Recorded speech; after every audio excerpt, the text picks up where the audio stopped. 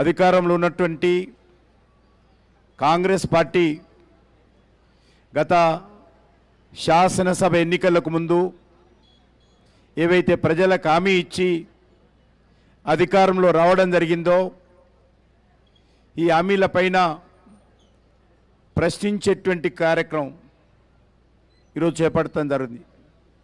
మనకందరికీ తెలుసు, గత శాసనసభ ఎన్నికల్లో కాంగ్రెస్ పార్టీ నాయకులు రాహుల్ గాంధీ గారు, సోనియా గాంధీ గారు, ప్రియాంక గాంధీ గారు, ఈనాటి ముఖ్యమంత్రి కాంగ్రెస్ పార్టీ అధ్యక్షుడైనటువంటి రేవంత్ రెడ్డి గారు తెలంగాణ వ్యాప్తంగా పర్యటిస్తూ తెలంగాణ ప్రజలకు అనేక రకాల హామీలు ఇచ్చారు. మహిళలకు ప్రత్యేకంగా హామీలు, నిరుద్యోగ యువతకు ప్రత్యేకంగా హామీలు, విద్యార్థులకు హామీలు, రైతులకు హామీలు, మైనార్టీలకు హామీలు. కానీ ఏ ఒక్కటి కూడా ఈరోజు అధికారంలోకి వచ్చి 7 నెలలు పూర్తి కావస్తున్నా కాంగ్రెస్ పార్టీ ప్రభుత్వము ఏ ఒక్క హామీని కూడా అమలు చేయడం లేదు. ఏ ఊరికి వెళ్తే ఆ ఊరికి రేవంత్ రెడ్డి గారు అక్కడ ఉన్నటువంటి దేవుళ్ళ మీద ఒట్లు పెట్టి కాలం గడిపేటువంటి ప్రయత్నం చేస్తున్నాడే తప్ప ఇచ్చిన ఏ ఒక్క హామీ కూడా అమలు చేసేటువంటి పరిస్థితుల్లో ఈరోజు మరి ఇక్కడ ఉన్నటువంటి కాంగ్రెస్ పార్టీ ప్రభుత్వం పనిచేయడం లేదు. అనేక రకాలుగా మరి ఆ రోజు చూసాం మనము, ఎవరు కనిపిస్తే వాళ్ళకి హామీ ఇచ్చాడు.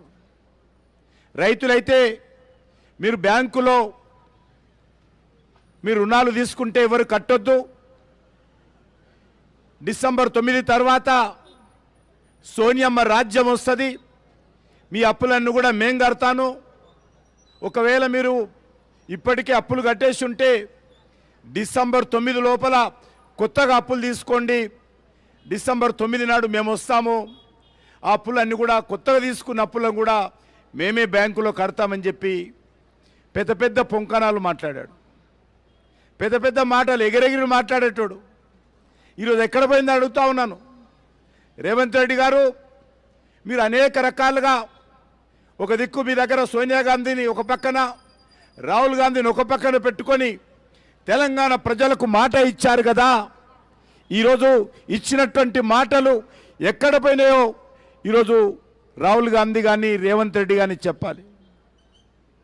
గతంలో టీఆర్ఎస్ పార్టీ అధికారంలో ఉన్నప్పుడు మరి వారు కూడా అనేక రకాల హామీలు ఇవ్వడం జరిగింది. వారు ఇంకా గ్రేటు, 5 సంవత్సరాల పాటు టీఆర్ఎస్ ప్రభుత్వంలో ఒక్క మహిళా మంత్రి లేకుండా ప్రభుత్వాన్ని నడిపినటువంటి మహాగణుడు కేసీఆర్ గారు. ప్రపంచంలో ఏ రాష్ట్రంలో ఏ దేశంలో కూడా మహిళా మంత్రి లేనటువంటి ప్రభుత్వము ఎవరు నడపలేదు. బంగారు తెలంగాణలో మన కేసీఆర్ గారికి మాత్రమే ఆ గొప్ప ఖ్యాతి దక్కింది. మహిళా మంత్రి లేకుండా 50% మహిళా జనాభా ఉన్నటువంటి ఈ రాష్ట్రంలో కనీసం మహిళా మంత్రి లేకుండా నడిపినటువంటి మహానుభావుడు కేసీఆర్ గారు.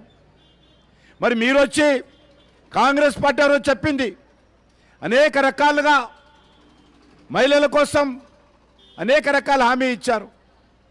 ప్రతి మహిళకు 2,500 రూపాయలు ప్రతి నెలకి ఇస్తానని చెప్పాడు.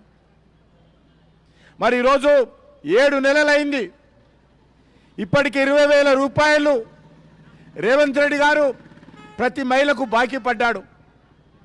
నెలకు 5,000 తీసుకున్నా, 2,500 తీసుకున్నా ఇప్పటి వరకు 20,000 రూపాయలు అవుతుంది. కానీ ఇంతవరకు అతిగతి లేదు, దాని గురించి మాట లేదు, ముచ్చట లేదు, ఎప్పుడు ఇస్తాడో తెలియదు. అంతేకాకుండా వారు అధికారంలో రాకముందు అనేక రకాల హామీలు ఇచ్చినట్టు ఈరోజు రైతు కూలీలలో ఎక్కువ మంది మహిళలు ఉంటారు. వాళ్ళకు కూడా 12,000 రూపాయలు ఇస్తానని చెప్పాడు. దాని గురించి పట్టించుకునే పరిస్థితి లేదు. అంతేకాకుండా పింఛన్లు 4,000 రూపాయలు ఇస్తానని చెప్పాడు. పింఛన్ల సంగతి కూడా అతిగా తెలియదు. ఈరోజు విద్యార్థులకు 18 నెలలు దాటిన 18 సంవత్సరాలు నిండినటువంటి స్కూల్కి వెళ్ళేటువంటి అమ్మాయిలందరికీ స్కూటీలు ఇస్తాను, ఆ స్కూటీలు కూడా ఎలక్ట్రికల్ స్కూటీలు ఇస్తానని చెప్పాడు. ఇంతవరకు ఏ ఒక్కరు కూడా స్కూటీలు ఇచ్చిన పాపాన పోలేదు. గ్యాస్, వంట గ్యాసు 500 రూపాయలకే ఇస్తానని చెప్పాడు. అది కూడా ఈరోజు వరకు అతిగా తెలియదు. అంతేకాకుండా కళ్యాణ లక్ష్మి అందరికి ఇస్తా, కళ్యాణ లక్ష్మితో పాటు మరి మా సోనియమ్మ పేరు మీద తులం బంగారం ఇస్తానని చెప్పాడు. ఈ రకంగా చెప్పుకుంటూ పోతే ఈ పేజీ నిండా ఆయన ఇచ్చిన హామీలు ఉన్నాయి. మనకు తెలుసు, కాంగ్రెస్ పార్టీ స్వాతంత్రం వచ్చిన తర్వాత ఈ దేశంలో పరిపాలించడం జరిగింది అనేక సంవత్సరాల పాటు. కానీ ఏ రోజు కూడా ఇచ్చిన మాట మీద నిలబడలే. గరీబీ హటావ్ అని చెప్పారు తప్ప గరీబీ హటావ్ కాలేదు, గరీబోలను హటాయించాడు ఆయన. అనేక రకాలుగా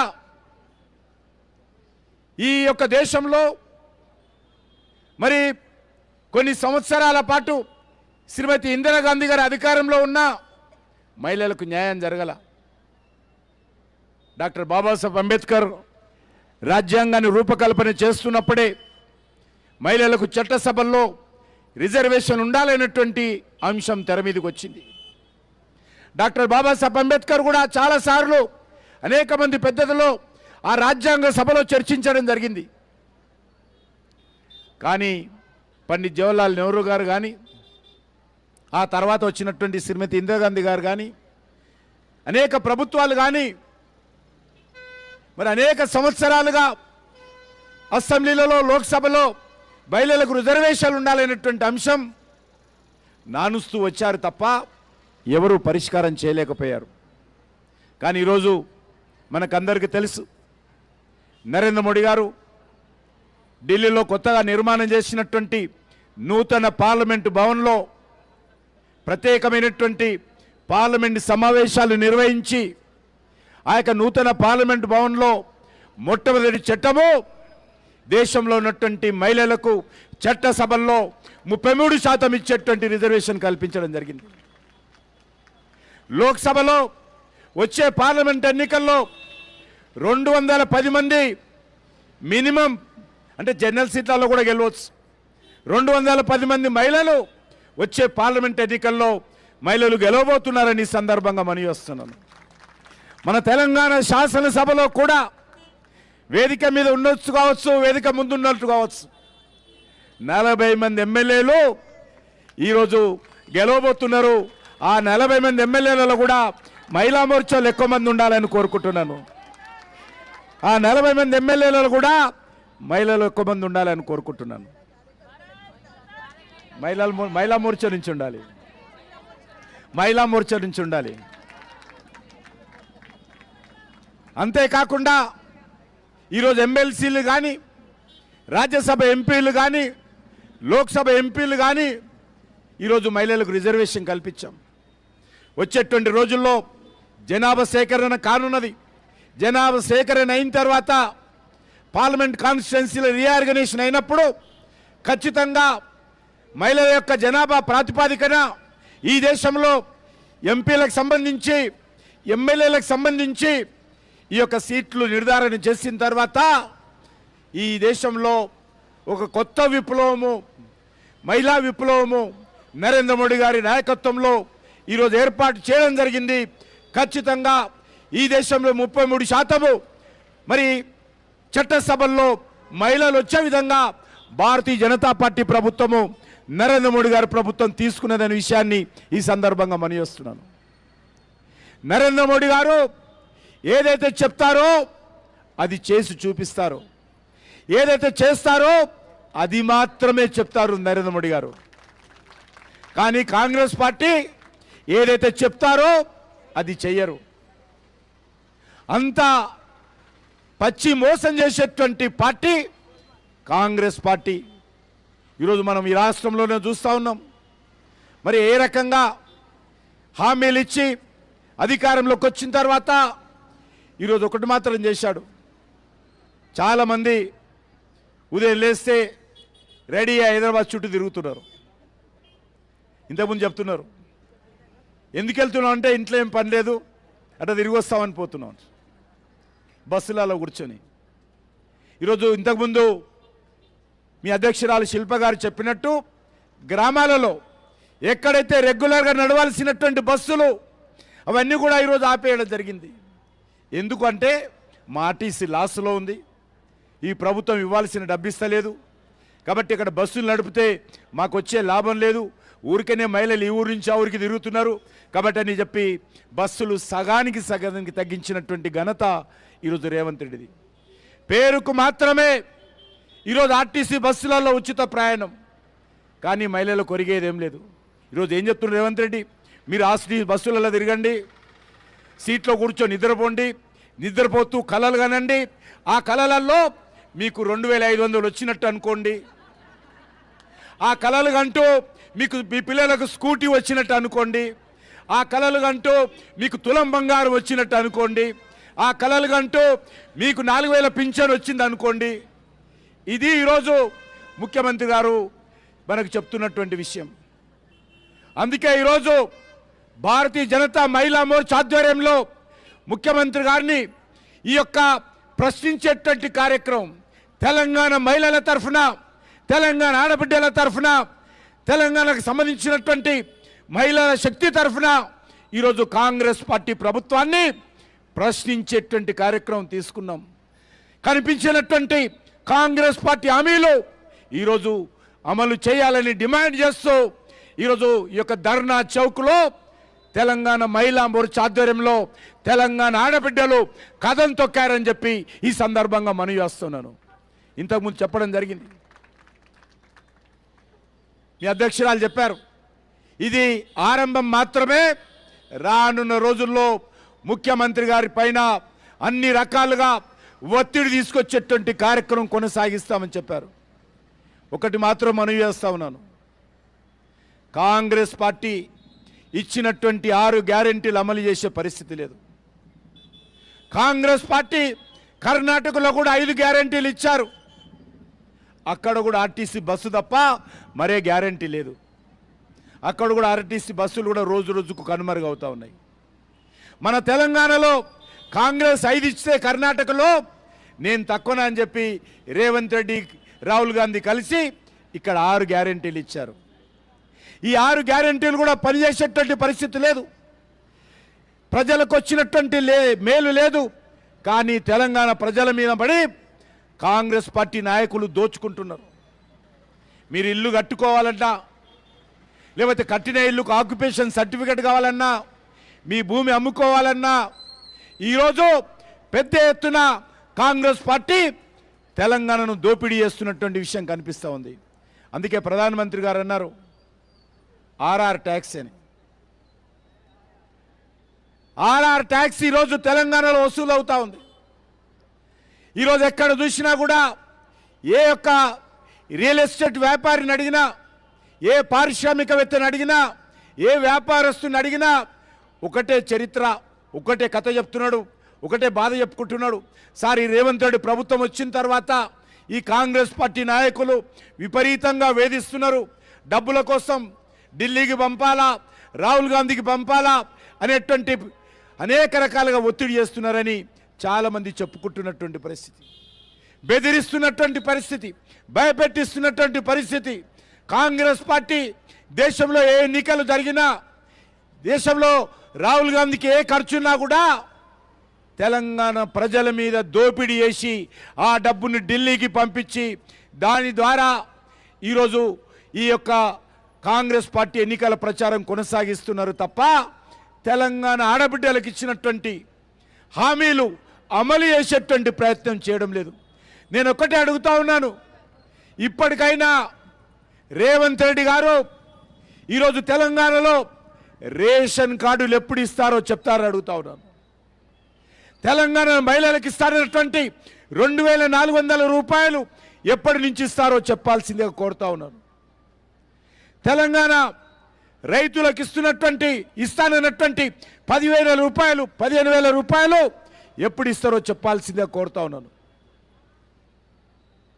ఈరోజు మనం చూస్తున్నాం తెలంగాణలో ఎక్కడ చూసినా కూడా మరి జీతాలు ఇవ్వలేనటువంటి పరిస్థితులు ఉన్నది ప్రభుత్వం. వచ్చిన ఈ యొక్క 7 నెలల్లో వేల కోట్ల రూపాయల అప్పులు తీసుకొచ్చింది. మళ్ళీ ఇప్పుడు రైతుల రుణమాఫీకి అప్పుల కోసం ప్రయత్నం చేస్తూ ఉన్నాడు. ఈరోజు మనందరి పేరు మీద పుట్టిన నుంచి ప్రతి మహిళ వరకు, ప్రతి పండు ముసలి వరకు, ప్రతి ఒక్కరి మీద కూడా మనకు తెలియకుండానే కేసీఆర్ 7 లక్షల కోట్ల రూపాయల అప్పు తీసుకొచ్చాడు. నేనేం తక్కువనా అని చెప్పి రేవంత్ రెడ్డి కూడా ఈరోజు అప్పుల మీద అమ్ముకోవడం మీద ఆధారపడ్డాడు. అప్పులు చేయాలి, మళ్ళీ భూములు అమ్మాలి. ఈ రెండుతోటే ఈరోజు ఎక్కడెక్కడైతే ఓపెన్ ప్లాట్స్ ఉన్నాయో, ప్రభుత్వ భూములు ఉన్నాయో, లిటిగేషన్ భూములు ఉన్నాయో, హౌసింగ్ బోర్డు భూములు ఉన్నాయో, అన్ని భూములను కూడా ఈరోజు అమ్మేసేటువంటి ప్రయత్నం చేస్తూ ఉన్నారు. అంతేకాదు కాంగ్రెస్ పార్టీ ప్రతిపక్షంలో ఉన్నప్పుడు రేవంత్ రెడ్డి మాట్లాడాడు, ఈ బెల్ట్ షాపులు అన్నీ కూడా తీసేయాలా. ఈరోజు తెలంగాణలో పెద్ద ఎత్తున టీఆర్ఎస్ ప్రభుత్వము మద్యం పేరుతో ఈరోజు బంగారు తెలంగాణ చేస్తానని చెప్పి మద్యం తెలంగాణ చేశాడు. మేము వస్తే బెల్ట్ షాపులకు తీస్తానని చెప్పాడు. నేను రేవంత్ రెడ్డిని అడుగుతా ఉన్నాను, వేల బెల్ట్ షాపులు అక్రమంగా తెలంగాణలో ఉన్నాయి. ఒక్కొక్క గ్రామంలో, ఒక్కొక్క బస్తీకి, ఒక్కొక్క కులానికి ఒక్కొక్క బెల్ట్ షాప్ ఈరోజు గ్రామాల్లో పనిచేస్తూ ఉన్నాయి. వైన్ షాపుల్లో రాత్రి 1 గంటలకు 2 గంటలకు మూసేస్తాడు, కానీ బెల్ట్ షాపులు 24 గంటల లోపల ఉంటాయి. ఏ అర్ధరాత్రి 3 గంటలకు డోర్ కొట్టినా చేతుల పైసలు పెడితే ఇంకో చేతుల బీరు బాటిల్ పెడుతున్నటువంటి పరిస్థితి ఉన్నది. బెల్ట్ షాపులకు ఈరోజు హద్దు అదుపు లేదు. మరి రేవంత్ రెడ్డి అడుగుతా ఉన్నాను, మీరు ఒకరోజు ఈరోజు డ్రగ్స్ మీద మేము పెద్ద చేస్తున్నామని పెద్ద పెద్ద మాటలు మాట్లాడుతూ ఉన్నారు, పెద్ద పెద్ద ప్రకటనలు చేస్తూ ఉన్నారు.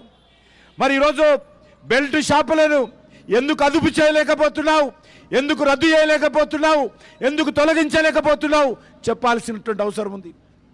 గతంలో టీఆర్ఎస్ హయాంలో కూడా బెల్ట్ షాపులు వీర విహారం చేస్తూ అనేక మంది ఏ రకంగా మద్యానికి బానిసల ఇబ్బందులకు గురయ్యారు మనకు తెలుసు.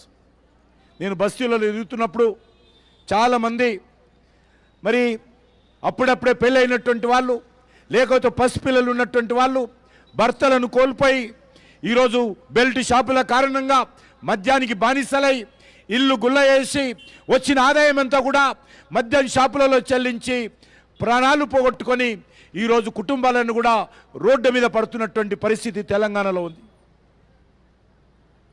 కానీ ఈరోజు డ్రగ్స్ మీద మాట్లాడుతున్నటువంటి ముఖ్యమంత్రి మీకు ఏ మాత్రమైనా మహిళల సంక్షేమం మీద చిత్తశుద్ధి ఉంటే, మహిళల సంక్షేమం మీద మీ ప్రభుత్వానికి మరి నీతి నిజాయితీ ఉంటే ఈ రాష్ట్రంలో ఉన్నటువంటి బెల్ట్ షాపులను కూడా తొలగించాల్సిందే కోరుతా ఉన్నాను. లేకపోతే రాజకీయాలకు అతీతంగా ఈ తెలంగాణ మహిళలందరూ కూడా బెల్ట్ షాపుల మీద పడి దాడులు చేయాల్సినటువంటి పరిస్థితి రాకుండా చూడాల్సిందిగా నేను కోరుతా ఉన్నాను. ఈరోజు మద్యం షాపులు ఈ రాష్ట్రంలో ప్రతి సంవత్సరము 40,000 కోట్ల రూపాయల ఆదాయం ఈ ప్రభుత్వానికి వస్తూ ఉంది. ఈరోజు పెన్షన్స్ పేరు మీద గ్రామీణ ప్రాంతాల్లో పేద ప్రజలకు ఒక చేతిలో పెన్షన్ డబ్బులు పెట్టి మరో చేతిలో బీరు బ్రాండ్ పెట్టి ఈరోజు వసూలు చేస్తున్నటువంటి పరిస్థితి ఉన్నది. కాబట్టి ఈరోజు ఆలోచన చేయాలి. పెద్ద ఎత్తున ఈ రాష్ట్రంలో కూడా మరి బెల్ట్ షాపుల పేరు మీద అనేక రకాలుగా పేద ప్రజల యొక్క రక్తాన్ని తాగుతున్నటువంటి పరిస్థితి ఈరోజు మద్యం వ్యాపారులు మనం చూస్తూ ఉన్నాం. అందుకే ఈ విషయాలన్నిటిపైన కూడా మనం ఆలోచన చేయాల్సిన అవసరం ఉంది. అంతేకాకుండా ఈరోజు గ్రామీణ ప్రాంతాల్లో రైతు కూలీలకు అనేక రకాల హామీలు ఇవ్వడం జరిగింది.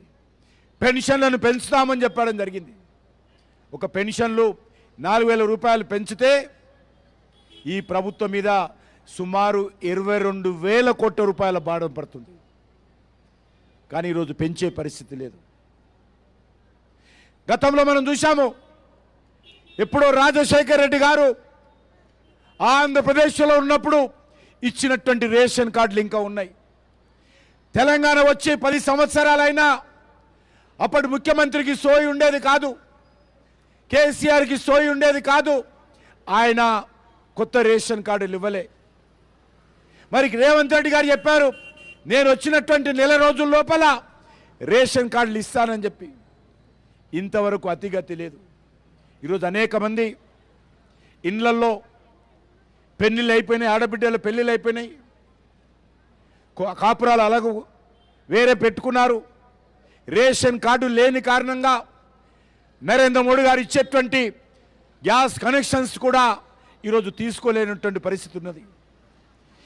నరేంద్ర మోడీ గారు నిర్ణయం చేశారు, మహిళల ఆరోగ్యాన్ని దృష్టిలో పెట్టుకొని ఏ ఇంట్లో కూడా అది పేదవాళ్ళు కానీ, ధనికులు కానీ, గ్రామాలు కానీ, లంబడి తండాలు కానీ, బంజారా వాడలు కానీ, ఆదివాసీ ప్రాంతాలు కానీ ప్రతి ఒక్కరు కూడా వంట గ్యాస్ కనెక్షన్ ఉండాలి. గతంలో నాకు తెలుసు, బీజేపీ ఆఫీసులో ఉన్నప్పుడు మా పార్టీ ఆఫీసులో వంట వేయడం కోసం, మరి గ్యాస్ కనెక్షన్ కోసం 3 సంవత్సరాలు వెయిట్ చేశాం మేము. చివరకు రాజ్నాథ్ సింగ్ గారు ఎంపీ పేరు మీద వంట గ్యాస్ కనెక్షన్ తీసుకోవడం జరిగింది. కానీ ఈరోజు ఆ రకం కాదు. ఏ గ్రామంలో ఎవరు అడిగినా తెల్ల రేషన్ కార్డు ఉంటే చాలు, ప్రతి ఒక్కరు కూడా గ్యాస్ కనెక్షన్ తక్కువ ఖర్చుతో ఇస్తూ ఉన్నాం. గ్యాస్ కనెక్షన్ లేనటువంటి ఇల్లు ఉండకూడదు. నరేంద్ర మోడీ గారు చెప్పారు, ఒక్కసారి కట్టెల పొయ్యి మీద వంట చేస్తే 400 సిగరెట్లు తాగితే ఆ వ్యక్తి ఆరోగ్యం ఎంత దెబ్బతింటుందో, ఒక్కసారి కట్టెల పొయ్యి మీద వేస్తే ఆ మాతృమూర్తి యొక్క ఆరోగ్యం అంత దెబ్బతింటుంది. అందుకే మహిళల ఆరోగ్యాన్ని రక్షించడం కోసం నరేంద్ర మోడీ గారి నాయకత్వంలో దేశంలో ఈరోజు ప్రతి ఇంట్లో కూడా వంట గ్యాస్ కనెక్షన్ ఉండాలని నిర్ణయం తీసుకోవడం జరిగింది. కానీ గతంలో కేసీఆర్ గారు పుణ్యమా అని, ఇప్పుడు వచ్చినటువంటి రేవంత్ రెడ్డి గారు పుణ్యమా అని మహిళలందరికీ కుటుంబాలు వేరైనా, వేరే కాపురాలు పెట్టుకుంటున్న కొడుకులు వాళ్ళకి ఈరోజు గ్యాస్ కనెక్షన్స్ వచ్చే పరిస్థితి లేదు. ఒకటే మనవి చేస్తా ఉన్నాను, ఏ మాత్రం పేద ప్రజల మీద చిత్తశుద్ధి ఉంటే వెంటనే తెల్ల రేషన్ కార్డులు పేద ప్రజలకు ఇవ్వాల్సినటువంటి బాధ్యత, ఇచ్చినటువంటి హామీ అమలు చేయాల్సినటువంటి బాధ్యత ఈ ప్రభుత్వం మీద ఉన్నది. ఈ ప్రభుత్వం మీద తెల్ల రేషన్ కార్డులు ఇస్తే ₹1 భారం పడదు. ఎందుకంటే పేద ప్రజలకు తెల్ల రేషన్ కార్డు మీద బియ్యం ఇచ్చేటువంటి కార్యక్రమము 100% నరేంద్ర మోడీ గారు ప్రభుత్వం భరించి పేద ప్రజలకు బియ్యం ఇస్తా ఉన్నాం.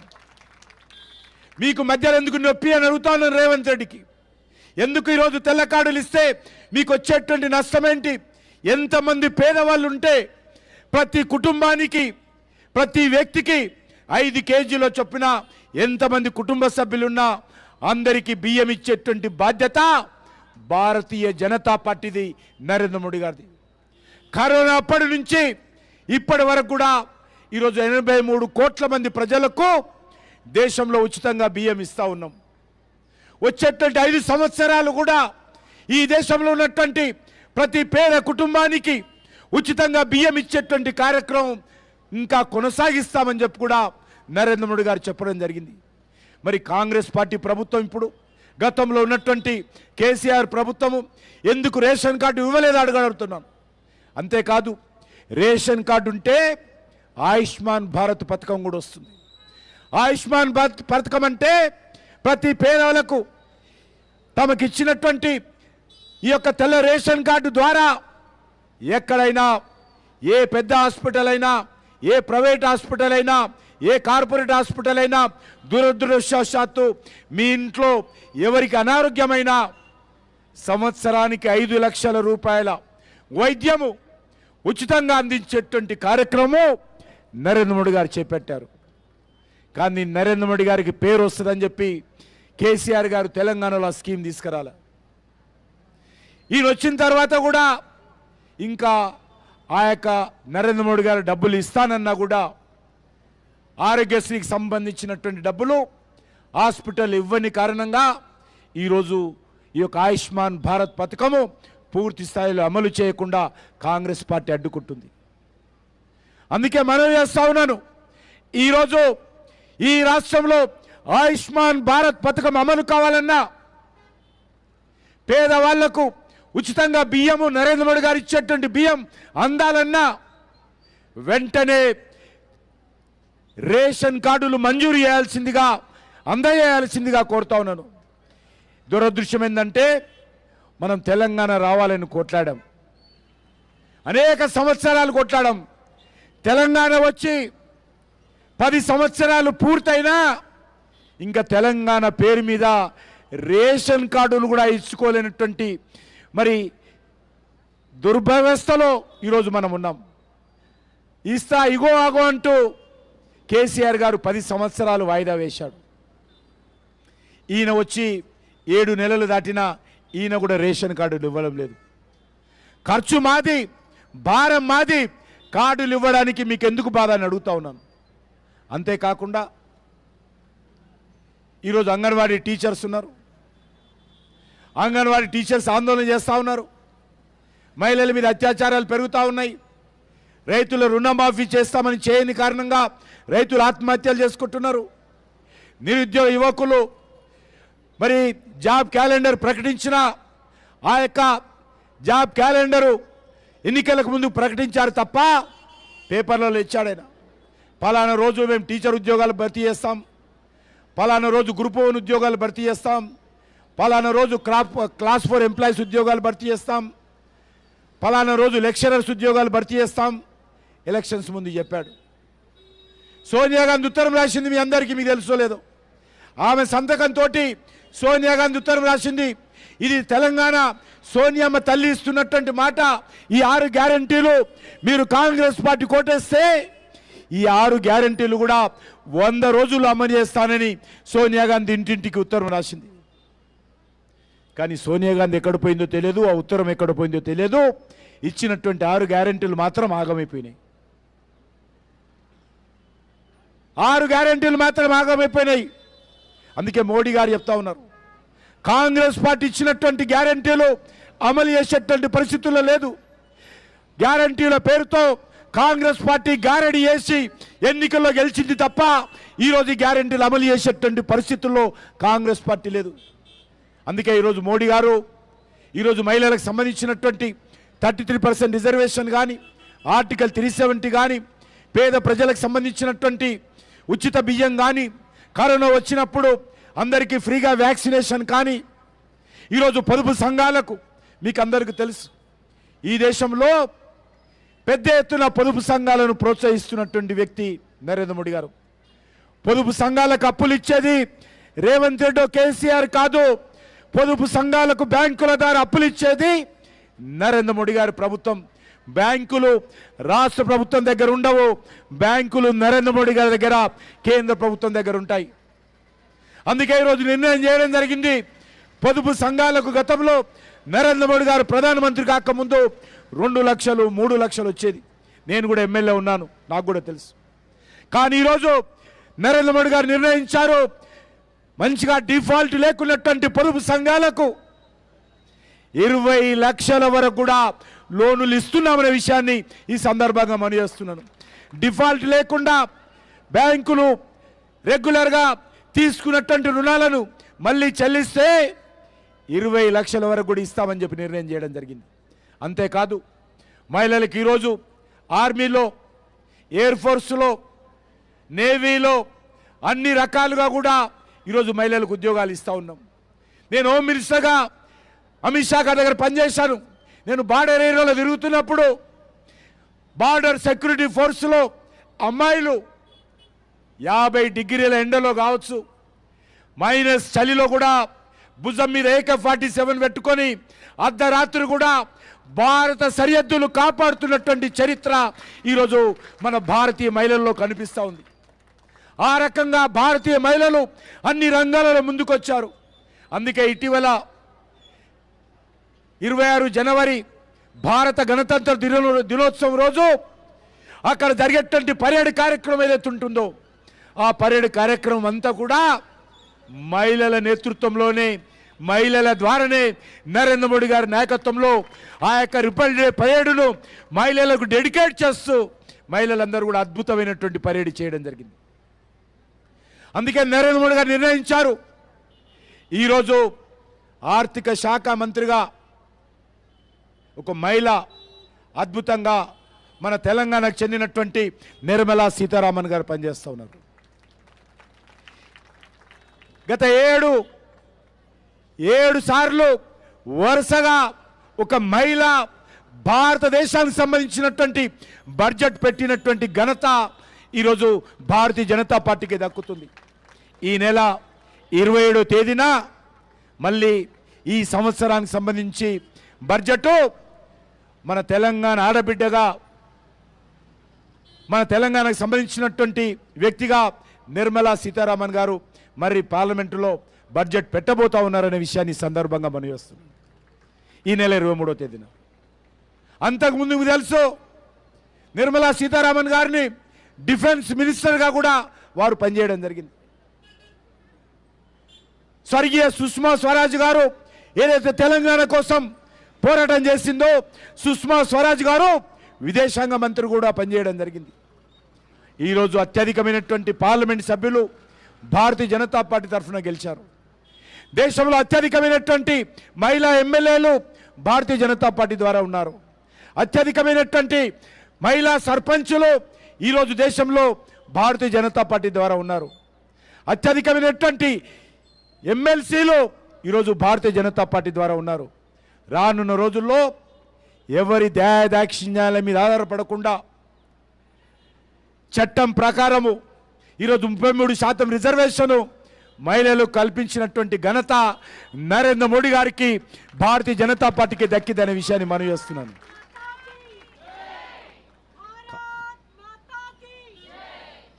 అంతేకాకుండా దేశంలో నరేంద్ర మోడీ గారి నాయకత్వంలో అనేక రకాల, ఈరోజు నాకు తెలుసు చాలామంది గ్రామీణ ప్రాంతాల్లో ఉన్నటువంటి వాళ్ళు ఉంటారు.